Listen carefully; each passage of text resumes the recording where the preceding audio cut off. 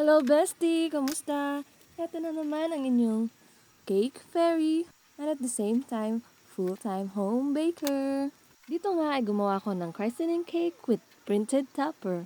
Actually, late upload nga ito kasi tinatamad ako mag-edit. Hindi naman pala kasi madali ang ganitong gawain. Lalo na't medyo ako'y busy-busyhan na rin. Pero tuloy pa rin ang laban kasi bawal tayong tamarin.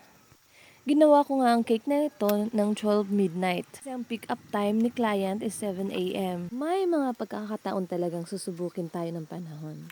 Lalo na kapag nagmamadali tayo. Ay nako, sinasabi ko sa inyo.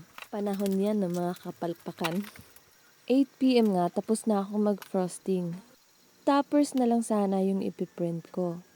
At dahil kamalasan time ng cake fair nyo, nasira pa ang printer ko. Buti na lang kamo, hindi lang ako sa cake marunong. Binuksan ko nga yung printer ko at inayos ko. Madalas talaga nakakasura. Inabot na nga ako ng katamaran pero no choice.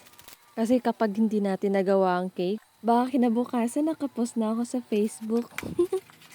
Kaya inabot ng 12 midnight bago ko natapos itong cake na to. Kaya nga bestie, kahit mapagod tayo at tamarin, tuloy-tuloy pa rin. Kasi hindi tayo mayaman, kaya lagi nating sipagan.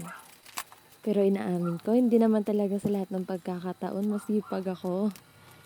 Maraming cake orders na hindi ko na nire-record. Kasi ako lang gumagawa lahat. Mula sa setup, pagre-record, pag-e-edit. All in one, diba? Dito nga, nagbabox na ako ng cake.